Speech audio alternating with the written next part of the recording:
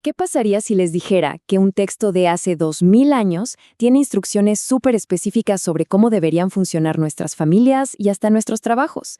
Suena un poco anticuado, ¿no? La pregunta es, ¿pueden estas reglas tan antiguas tener algo que decirnos a nosotros hoy? Y esa es justamente la gran interrogante. A primera vista, el mundo del apóstol Pablo y el nuestro parecen estar a galaxias de distancia. ¿Cómo es posible que sus instrucciones, escritas para una sociedad que practicaba la esclavitud, puedan decirnos algo valioso sobre la vida en una oficina moderna o sobre la dinámica de una familia actual? Bueno, para responder a esa pregunta, vamos a seguir este mapa. Primero, vamos a descubrir un principio clave que es como la pieza que une todo el rompecabezas. Luego, veremos cómo se aplica en el hogar.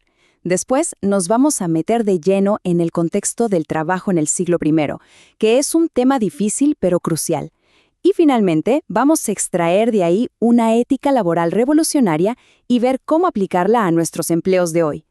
Muy bien, vamos a profundizar. Antes de saltar a las reglas específicas para cada grupo, necesitamos entender la base sobre la que se construye todo. Hay un principio que Pablo estableció justo antes de este pasaje, y es de verdad la clave que descifra el significado de todo lo que sigue. Y aquí está el concepto: la sumisión mutua. A ver, no se trata de una jerarquía de poder, para nada, sino más bien de una jerarquía de servicio. La idea es que, por reverencia a Cristo, cada persona, voluntariamente, ponga los intereses de los demás primero. Este principio es tan radical que transforma por completo cada relación que vamos a analizar. Ahora, pasemos a la primera aplicación práctica de este principio: la familia. Y fíjense que Pablo no da órdenes en una sola dirección.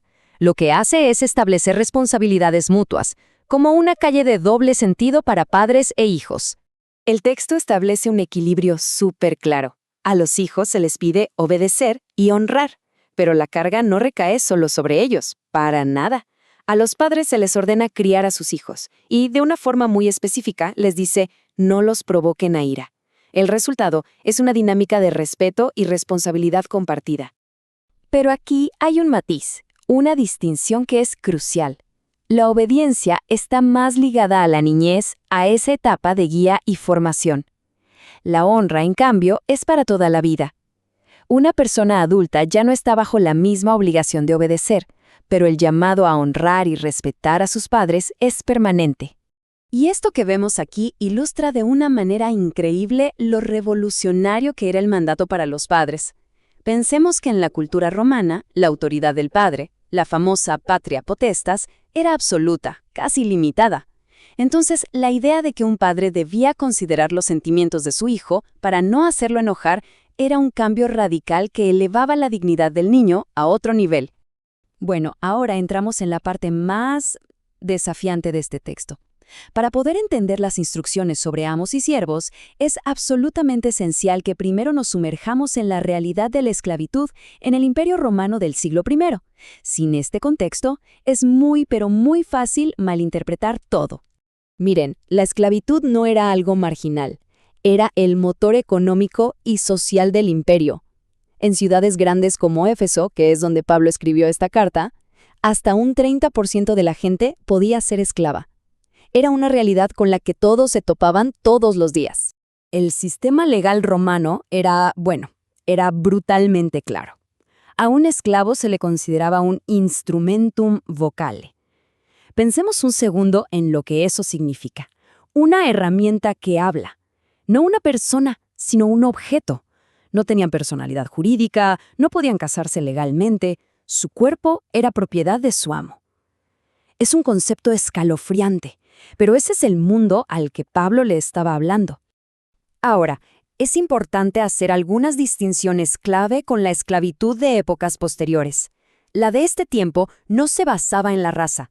Sus orígenes eran diversos. Podías terminar de esclavo por una guerra, por deudas o por haber nacido de una madre esclava. Los roles también variaban muchísimo. Había esclavos que eran médicos o administradores de fincas, y la liberación o manumisión era una posibilidad real y bastante frecuente para muchos. Ok, con ese contexto tan duro en mente, veamos cómo aquel principio de sumisión mutua viene a transformar esta dinámica de poder. Pablo no llama a una rebelión política, ojo, sino que introduce una revolución espiritual que básicamente dinamita los cimientos de la opresión desde adentro. Para los siervos, el cambio radical no estaba en sus circunstancias externas, sino en su actitud interna. Pablo les pide que vean su trabajo no como un servicio a un amo terrenal, sino como un acto de adoración a Dios mismo. Y aquí está la frase clave: no sirviendo al ojo. Esto condena, de frente, la práctica de trabajar duro solo cuando el jefe está mirando.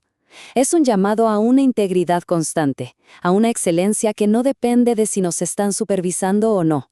El trabajo se convierte en un testimonio de fe.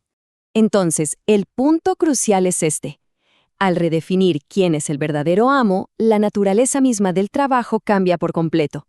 Ya no es una labor forzada para un ser humano, sino un servicio voluntario y de corazón para Cristo. Y esto dignifica cualquier tarea, por más sencilla u humilde que parezca.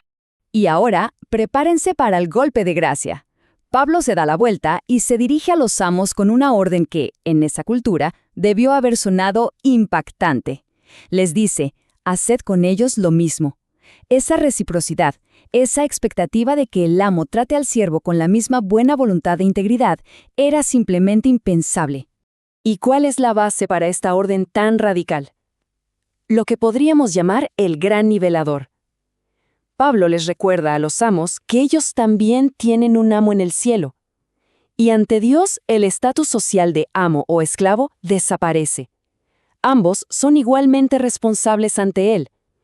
Esta verdad teológica, básicamente, dinamita desde la raíz la estructura de poder terrenal. Entonces, ¿cómo aterrizamos todo esto en pleno siglo XXI?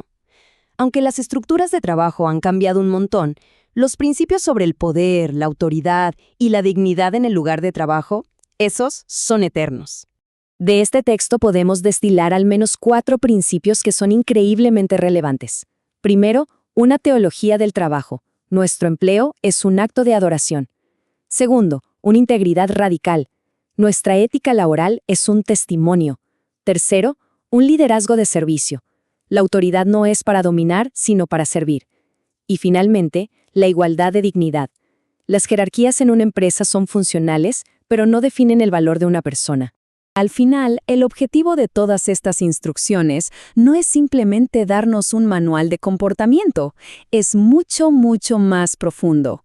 Se trata de tomar las estructuras de poder humanas, que tan a menudo llevan al abuso, y transformarlas en escenarios donde se pueda reflejar el carácter de servicio y de justicia de Dios. Y con esto terminamos, dejando una pregunta para la reflexión. ¿Qué pasaría en nuestras familias, en nuestras oficinas, en nuestras empresas, si cada interacción, cada tarea y cada decisión fuera vista no como una simple transacción de poder, sino como un acto de adoración?